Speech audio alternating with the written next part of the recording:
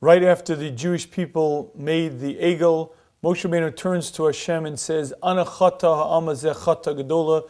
This nation has sinned a very egregious sin. Please forgive them.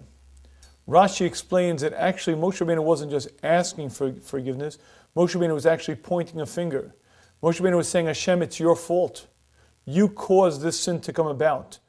Let me give you a mashal, says Moshe. Imagine a king takes the prince, bathes him, feeds him, clothes him, takes a purse of gold, puts it on the prince's neck, then takes this young man, puts him on the doorstep of a house of ill repute. Mayasa ben v'layechta, wouldn't we expect the son to sin? So too says Moshe Hashem, so too says Moshe to Hashem, you are guilty. You are responsible for this. Why? Because you gave the Jewish people gold and silver, you gave them all of the wealth that they can imagine. It's your fault. This Rashi is rather difficult to understand, because what Rashi is saying is that Moshe Rabbeinu was claiming that Hashem was responsible because the Jewish people were wealthy, they had great riches. But if we understand the time period, we'll understand that that's quite difficult to understand. The Jewish people in the Midbar had no use for money, nor did they have any need for it. Their food was presented to them by the mun, their water was brought to them by the be'er, they weren't involved in commerce, money had almost no value. So in what sense is it that Moshe Rabbeinu could say, Hashem, you were the cause, you're responsible for this? And I believe the answer to this is based on an understanding of something the Mesilas Yesharim says. The Mesilas Yesharim explains to us that one of the great life tests is wealth. And what he means, I believe, is quite simple. There are two elements to great wealth. One is simply materialism and indulgences.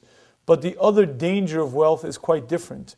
Wealth has the danger of allowing a person to feel powerful, to feel independent.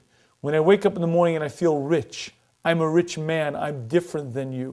But it's not just that I'm different than you, I'm not dependent on anyone. I don't need my children, I don't need my wife, I don't need God. I'm so wealthy I can buy and sell the entire world. One of the great dangers of wealth is a sense of independence. The underpinning of our relationship to our Creator is dependence. Recognizing that Hashem is my Creator and I am the creation. Recognizing that I'm absolutely dependent on Hashem for my very existence is the bedrock of our relationship with Hashem. I believe that is what Moshe Rabbeinu was saying to Hashem. Moshe turned to Hashem and said, Hashem, you caused them this danger. Why? Because you gave them great wealth. That great wealth gave them a sense of independence, a sense of being rich people, a sense of being different, and that eroded the very basic relationship of a creation to its creator, and that's what caused them to serve idols, and that's what caused them to serve Avodah Zarah.